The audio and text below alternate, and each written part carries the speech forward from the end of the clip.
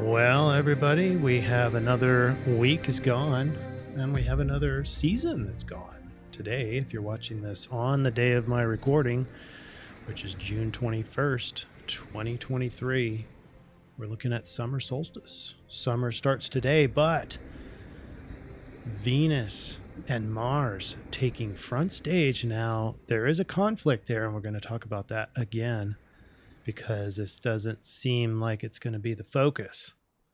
But it is. So here we go. Let's go surfing, everybody. And what that involves is two things. Two things you need to be armed for the next week is what is everybody going to feel? And there's a lot of different things pulling at us.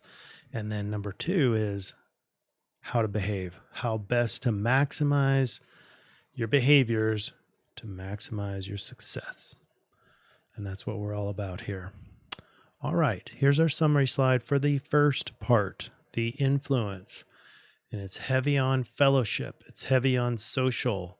And so that typically points us towards Venus. And there just happens to be something happening with Venus. Venus and Mars coming together. Now, here's the contradiction or the conflict here. Is that not all astrologers think that there's going to be any merit to this Venus-Mars conjunction because technically they never, there's going to be a long while. It's going to be after a Venus retrograde before they actually come to a perfected conjunction. But we're going within this conjunction, per se, between Venus and Mars in Leo is happening from about 4.5 degrees apart to up to about 2.5 degrees apart. But the big thing is the parallel aspect. So the inclination, the elevation between the two are going exact. And that puts a lot of intensity on Venus and Mars. But that's not the only kind of a social or fellowship kind of alignment. This is passion. Venus and Mars together is all sorts of things, but it's big energy. It's big, especially in Leo. Very creative, very,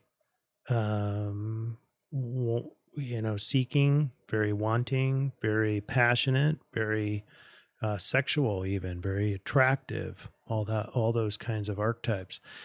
We have a first quarter moon in Libra, and Libra is very much a fellowship archetype. Venus and Uranus are kind of on the opposite ends of the fellowship spectrum. Uranus kind of one of being more individual and alone. Venus is wanting to be around people and being seen. So it pressurizes that whole continuum. We have the sun going into Cancer, which is a water sign, and water signs are known to be very empathetic and caring. And then we have Mercury in Gemini. All the air signs are very friendly. So it just supports this whole fellowship theme, all right? It's not just Venus and Mars, but I would say based on what we're going to talk about, I'd say the focus, the most sustaining across the whole week, this I-Ching is pointing mainly to the Venus and Mars aspect in Leo. We have the Dreambot, which is basically just in the Great Awakening, I think. It's in the continuum. We have both the asleep meme and the awake meme. And then in the astrology, there's a lot to talk about. Sun is obviously just gone in Cancer. That's actually happening today at the time of this recording. And then Sun will be in Cancer for this entire CIRF week from June 22nd to June 28th. We have a lot of squares, a lot of conflicted, pressurized energy, a lot of pressure to do things, a lot of motivating energy. And overall, there's just this little overlap between them all, where that's what we do with this triangulation is look for where they all intersect. And we have social needs. And obviously this asleep and awake is going to greatly impact your social needs. And social needs is widespread. We're not just talking about you need your attachment style or you need one particular thing. We've got Trust is an issue here. Maybe sex, maybe dating, maybe love and affection. Yes, but all the other things, being seen, being understood, all sorts, the whole spectrum, family, friends, coworkers, just people in general. That's the limit here. Low congruency score because Dreambot seems to be a little bit further away, but asleep and awake does impact the fellowship meme. So it's also in there. But anyway, there's our overlap. Social is the focus. All right, with that, let's go ahead and get started.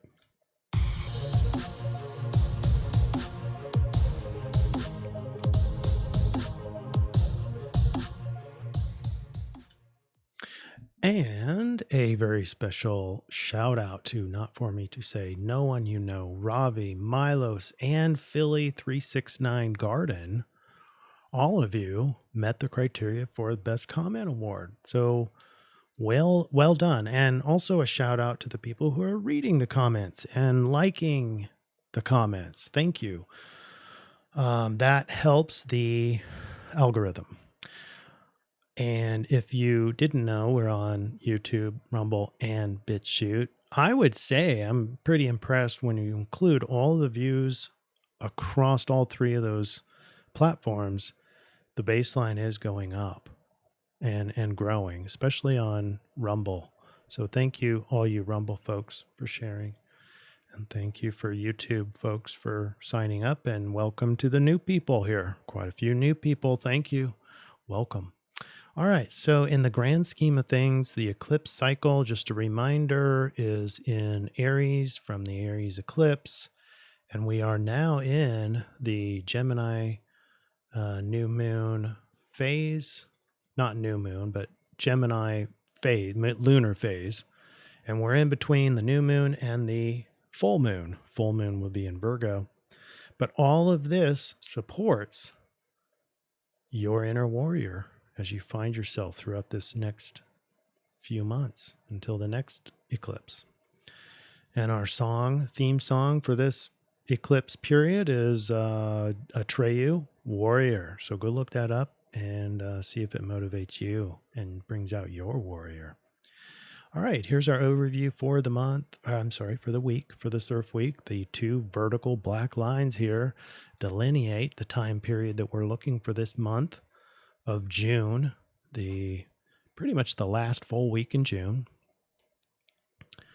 And what we see in this week, big picture, we're going to see Mercury going into Cancer. We're going to see Mercury and Sun together. It's called a combust. It won't go cazimi until next CIRF week. And we have a big aspect. The Uranus square aspects goes to both Mars and Venus, because Mars and Venus is in a conjunction within a 5-degree orb, and so the power is increasing. And this is just delineating this is the square. This is the Mercury and Neptune square that goes precise and perfects on the 25th of June. So that climaxes this inability or more difficulty of rationalizing fantasy and dreams and illusions. It's going to be very difficult to figure out what's true and false because of that square. All right, let's go down into day by day astrology. This is Tropical Astrology. And we're on Thursday, the 22nd. We have a whopping 7 red square pressurized conflicted energy. The majority of that is coming on the Uranus square over to Moon, Mars, and Venus. And Venus and Mars is within like 4.5 degrees, like I said. So that's the bringing together of the masculine and the feminine. It's strengthening because they're getting closer and closer. They won't actually make a perfected conjunction until much later. This is after Venus goes retrograde and then continues to make towards that perfected conjunction. I can't remember where that is. I'm almost thinking it's in Scorpio, but don't quote me on that. and I don't even remember when it is. This one, so this is Sun and Mercury square over to Neptune. People may feel pressure to protect their illusion. This is because the Sun now is in Cancer, and Cancers feel vulnerable and soft, and so they want to protect. And so you might want to accidentally protect what you think is true when it's really not. That's the Neptune aspect, unfortunately. And then putting it all together is kind of like this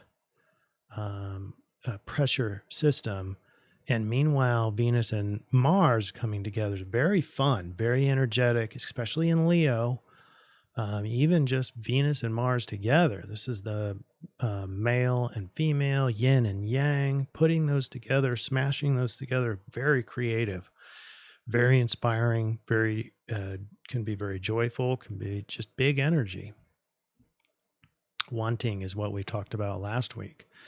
And then take a step back out even, and we start looking at this big coagulation of squares on Thursday the 22nd. And it's basically Leo square Taurus. And so it's like the clashing of this kind of head to head against these two leaders and strength. So that'll be interesting. Fire against Earth. And we have the Venus Mars square Uranus is very intense conflict because Venus is parallel with Uranus. And parallel means the inclination is exactly the same, and that it really intensifies that energy. So we not only have an intense square aspect there. So passion and attraction versus freedom and individualism. So you can see we got the full continuum of social needs here. Not social needs doesn't mean you need to be around people. It also means you need to concern yourself with how much alone time do I need? And, so that's part of this. So the whole continuum is accentuated and powerful, especially at the beginning onset of this CIRF week. Okay, a lot of what I just said continues to strengthen, actually, especially the Venus and Mars. They just get closer. That continues all week. So that energy is there. The changes or the differences you can already see because the moon travels so much faster apparent to Earth is there's less squares, slightly less squares. So maybe you feel the pressure come down just a little notch. But we have Sun and Neptune. We've already talked about, just feels vulnerable and is challenged. It's restricted. So it's restricted because of the square. Hard to assess what's real or not. That's the Mercury square Neptune. Hard, difficult. In addition, for the Sun, we have a trine over to Saturn. Okay, and this is going to get stronger, so it's easy to feel the limitations there. It's a trine, it's a water trine, so very empathetic, very emotional, easy to feel limits of emotion, possibly. Easy to feel challenged. That makes the Sun in Cancer even feel more vulnerable, if you will. So it's like play on this extra vulnerability, which is a very social concept. And then on Saturday, this is where Mercury, still in Gemini, still home, still doing fine other than square over Neptune, making things tricky, is combust because it's entering into a conjunction with the Sun in Cancer. And I believe, yes, Sun is parallel with Mercury. So at this moment, they're on the same inclination, which intensifies whatever alignment this is. This happens to be Mercury and the Sun together, which means mental aptitude is weakened. It's harder to think, harder to communicate, harder to travel, potentially, harder to adapt, harder to rationalize, all those kinds of concepts. And that's already with a square over to Neptune. So that makes the mental side of things and the ability to rationalize produce logic is even harder. All right, and then we have Sunday, the 25th. On this is at 5:36 p.m. Central Daylight Savings Time. This is when Mercury and Neptune go perfects, go exactly 90 degrees in a square. So thirsty for logic, thirsty for something rational. Surely there's something that makes sense. And that's the mindset here amidst fantasy and illusion. Monday, the 26th, we see two squares are going perfects here. And one of them is the sun and the moon. So that's indicative of, or that's the definition of the first quarter moon. The first quarter moon, if I can find it, is in Libra. And Libra is a very fellowship and social sign. It's also very justice oriented and seeking balance. And that's the first quarter moon. So we know the lunar phase is in that Gemini lunar cycle. And so this is the time to start pressing on the accelerator towards those Gemini goals that you set at the new moon. Gemini goals. So learning is in here. Go learn something. This is the week to do it. From first quarter moon to the full moon is the high time for getting stuff done, putting out, pushing forth, achieving your goals. Okay. And then what I didn't talk about, probably should have, is the Jupiter. At the onset of this week, there was two squares on Jupiter, but those aged out and replaced by two sextiles. So here we have Jupiter in Taurus, so very material type of synchronicities and positivity. There's opportunities here. Jupiter, opportunity with limitation or challenge. So you'll be able to maybe see the challenge, see the problem, and not be running from it, because Jupiter will allow you to see the positive in it and silver lining. There's also Jupiter and the sun. And so this really takes an edge off of what this extra vulnerable ego is feeling. So tap into the Jupiter double sextiles. Lucky and opportunities arise there. Now this, on Monday the 26th, I want to highlight this because this is the first time that Venus and Mars become into a parallel position, which intensifies an already intense energy of Venus and Mars in Leo. They are just inside 4 degrees, just outside 4 degrees right now in a conjunction.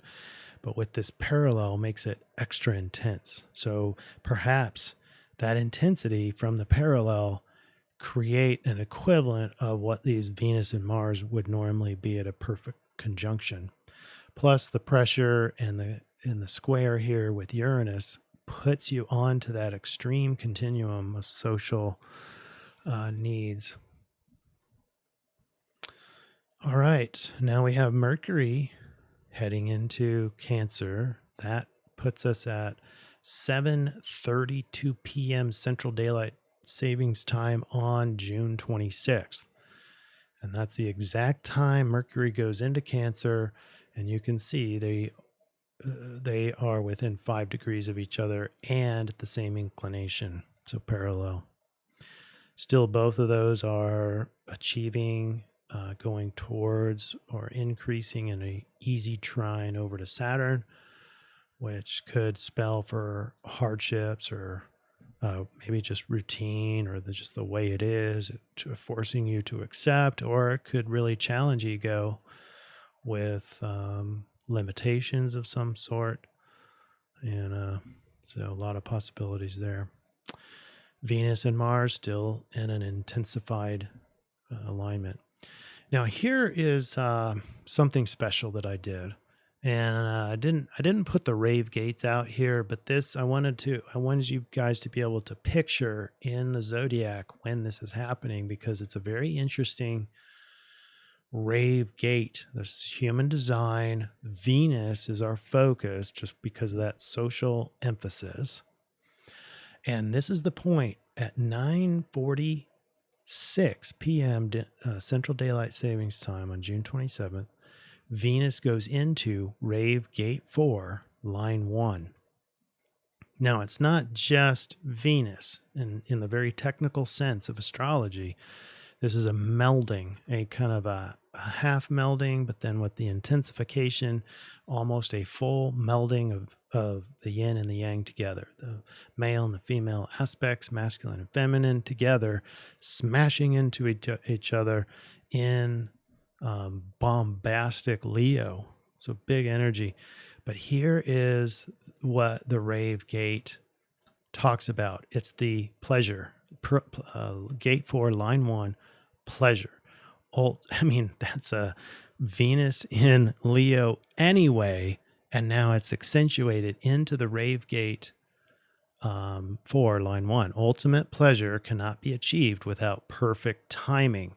So it's not just about going out and having fun at any moment. It has to be with the best timing. So first of all, I want you to know that this is the best time of this whole week, starting on the night of Tuesday the 27th through, and this is when it ends.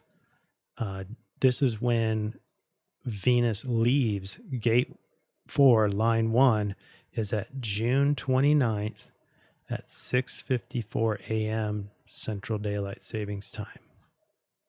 Okay, and the way this thing reads is the instinct to know the right movement and circumstances where pleasure is rewarded and not punished. The potential to recognize that there is a natural timing in understanding the process. And then the downside goes on to saying, here's the problem if you don't honor the timing. And we'll talk about in the solution how to get that proper timing. But ironically, we're in that window. That's the timing. Tuesday night to the 29th, which is outside of our CIRF window. So like a day and a half of ultimate pleasure can be achieved, but you have to use perfect timing. All right, I thought that was interesting, and we'll get more into that into the solution because that's where we normally do the rave and the human design. And then on our last day of the CIRF week is the Grand Water Trine. This is a beautiful change to what we've been feeling with the squares, and we kind of knew this going in that by July, not that the squares completely go away, but they largely diminish and things become a little bit easier. And in this regard, we have a grand water trine, and water denotes emotions and empathy and togetherness. We have even psychic abilities that open up, telepathy even, and reading people to a much deeper level. Spirituality is in here. So now, unfortunately, one part of that is Saturn. And so does that bring in hardship into this little social thing? Yeah, maybe so. It doesn't limit it per se because the whole thing really lights up and it connects all of these water signs together. Okay. So big feels on Wednesday. Mind is very weak, very challenged. Very vulnerable, trying to protect itself, trying to figure out, Mercury is still square over to Neptune. So still trying to sort things out with the illusion, and meanwhile getting closer to the sun. So getting kind of burnt out, washed out, can't think quite as clearly just because of the Mercury conjunct sun. Mercury combust.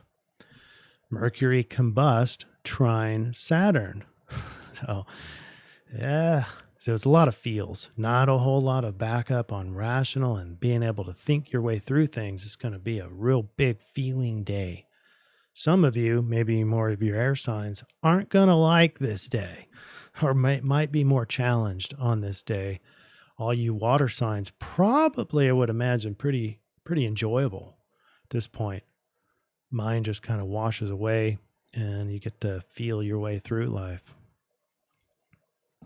All right, let's get into the I-Ching. This is fellowship. Communal and tribal bonds unite a group of people, and when that happens, great success is possible. The broader the perspective in the group, the greater the good that can be achieved. So we don't get too extremism, yada, yada. The more powerful the support behind it. And now let's get into the lines.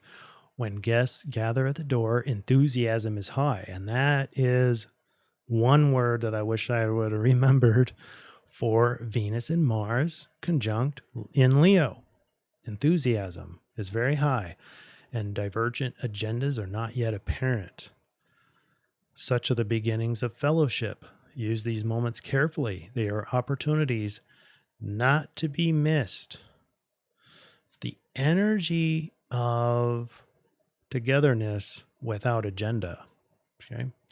And then line 6, there is a fellowship with convenient associates, but warmth is lacking. And the warmth is lacking because we're kind of suspectful at this point. We kind of don't really know exactly what we're dealing with here, but it's positive. It's not to the point yet where we don't know to be going head to head on anything. Might be a little bit pressure, a little bit of anxiety. Maybe for those of you who have social anxiety, this will go ping. It'll be a big trigger to more anxiety. It doesn't necessarily mean isolate yourself, but if that's what you need, then honor it. If it's right to your intuitive body, not to your mind. Mind will trick you this week. So don't think your way through this week. Here's the energy graph. So we have social needs of all kinds, trust. Who do I trust? Who do I respect? Who do I give boundaries out to? Do I invoke this boundary? Has my boundary been crossed? Et cetera, et cetera. Everything and anything social that you can think of, including isolation, is a part of this line. And initially, we just have mainly the Venus and Mars in Leo, and then it starts increasing because those are getting closer and closer together. And then the Venus and Uranus intensification brings us on to the continuum. Then on Monday, it really accelerates because we have the first quarter moon in Libra. And then we have the parallel between Venus and Mars happening. That's when it starts. And then we got the grand water trine on Wednesday. So it's got all the above plus the Venus and Mars even closer together. So I think the highest climax of this energy, the social need energy, is at the end of our CIRF week. All right, let's go summarize. Oh, you know what? I didn't even do the Dreambot. Oh, man. All right, let's do the Dreambot really quick, and then we'll summarize the influence.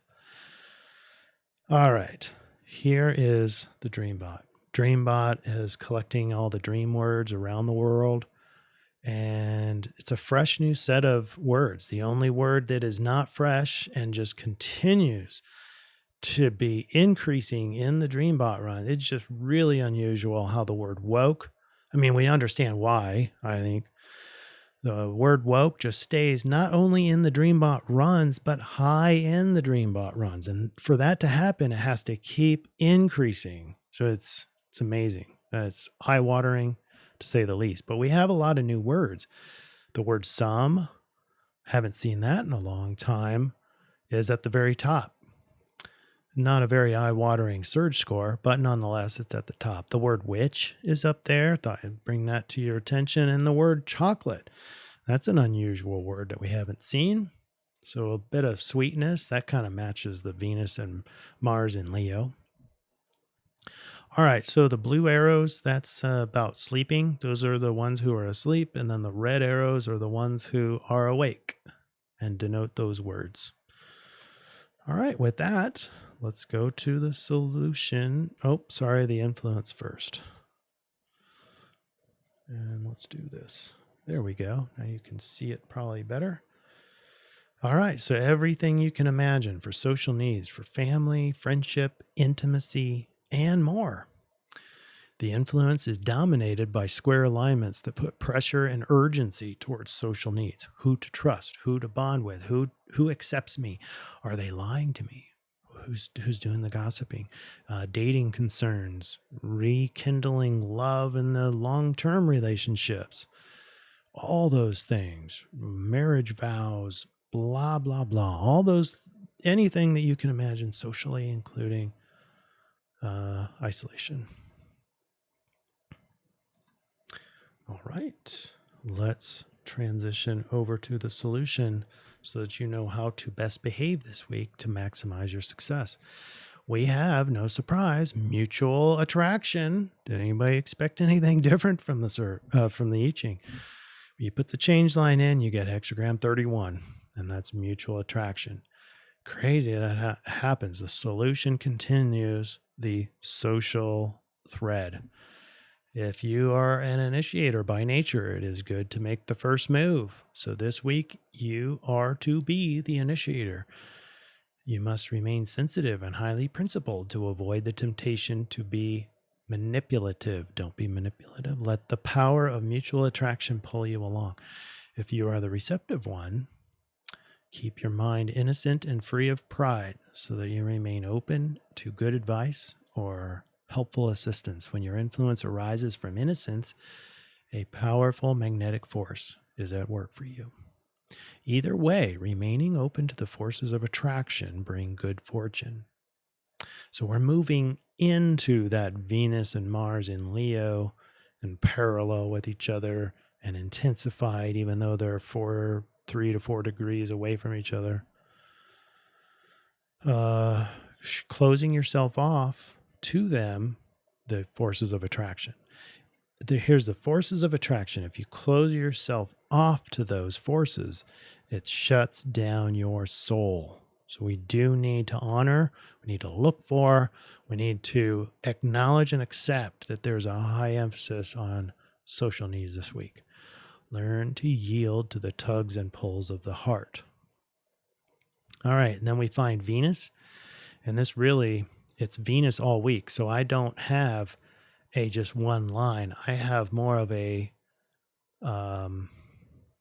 square because Venus is moving a lot faster than all week. It goes from early hexagram 7 in the Rave to the first line of gate 4, all in 1 week, and it's sidereal Cancer. So I have 2 Rave Gates to talk about. The first one is for the majority of the week, the first part of the week. Here's Venus. Venus transits the army. The point of convergence by design, the need for leadership to guide and order society. So Venus, in accordance with the extra energy that she has this week and the extra emphasis, puts a lot of spotlight into the Rave Gate 7, the army, this week. And it skips the authoritarian this week, and it starts with the Democrat, it goes into the anarchist, goes into the abdicator, goes to the general, and goes to the administrator, and then it leaves gate 7 on that one day earlier in this video that I talked about.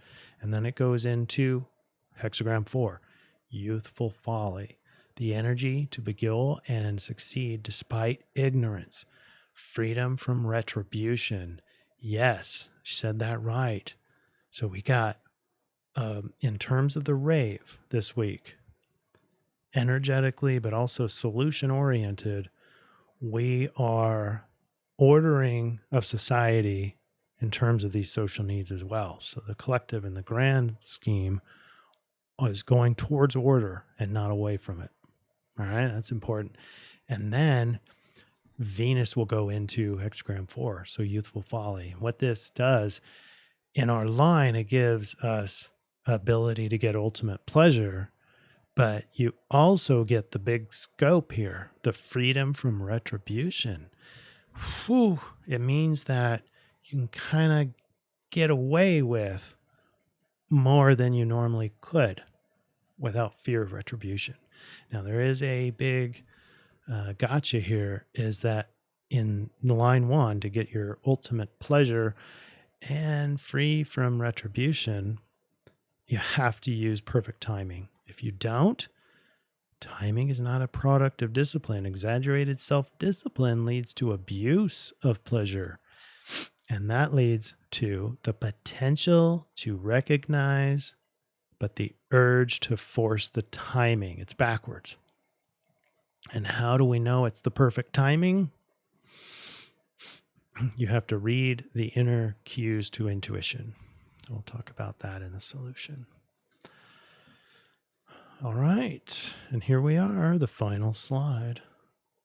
Let's slide this up and read the solution for you. All right. So to summarize our triangulation, we have the Rave, we have Venus transiting gate 7, the army. This is the ordering of society. This is a big level social. And then gate 4 is youthful folly, pleasure, and free of retribution. We have sidereal cancers. She's protective and caring and maternal and creative. And we have I-Ching 31, mutual attraction. This is the yin and the yang together. This is obviously continuing the theme of Mars and Venus together in Leo and parallel. All right, so it is no coincidence to see the interpersonal meme continue threaded into the solution.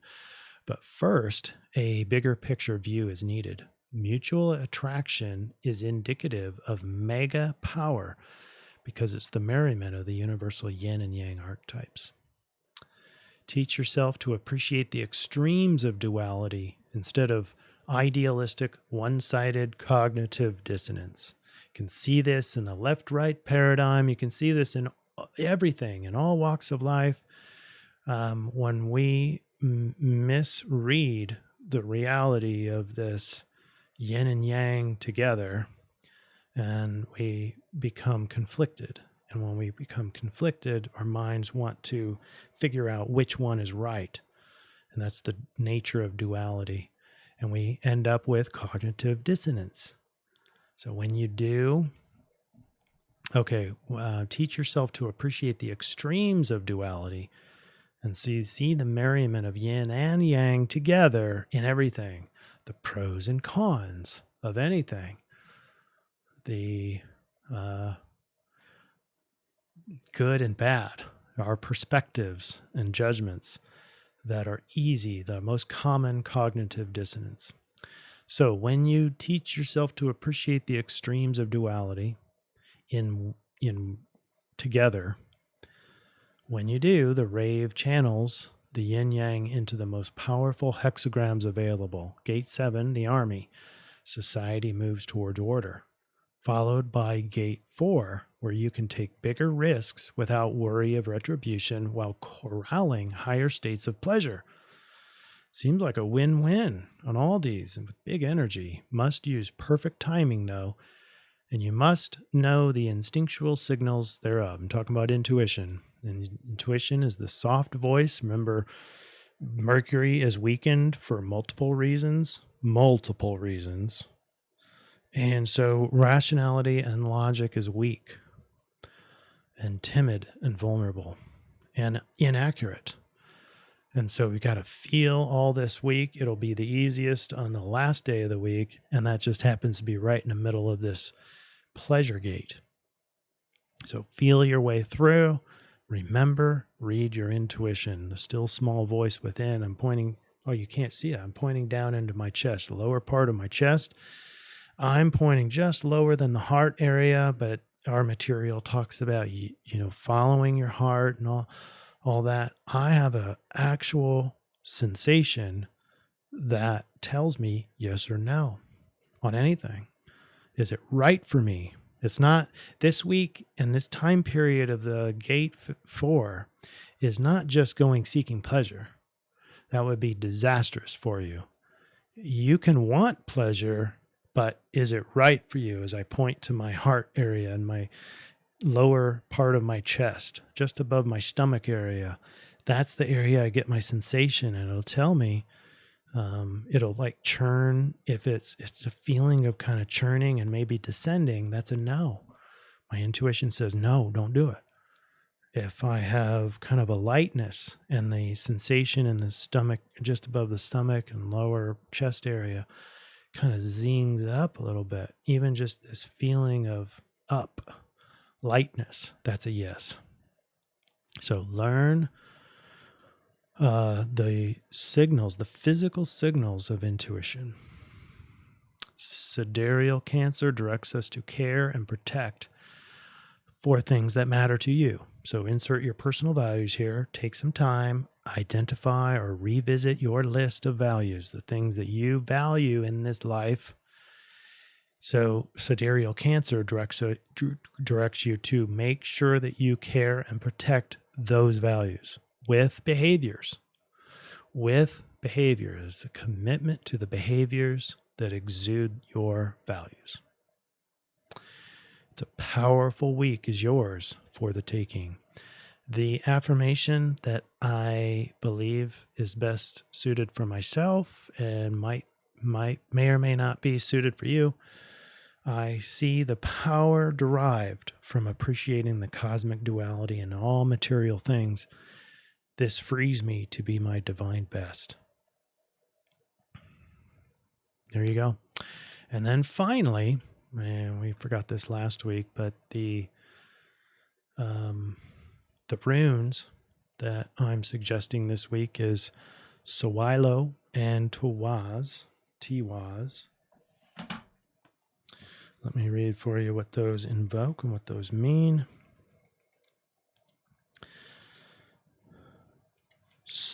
Sowilo. The keywords there are light, energy, good health, and success. And the magical uses are to strengthen self-confidence, a very essential ingredient for social needs. Motivation, success, healing, victory over challenges, and spiritual guidance. We talked about the intuition. So it's a perfect merriment.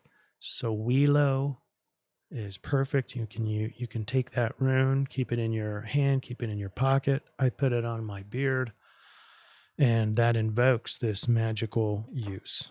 And then, of course, the Tiwaz is for the underlying Aries eclipse season, remembering that it's the purpose of all these alignments, this whole 6 months, is to bring out better understanding of yourself, and in doing so, becoming a better inner warrior.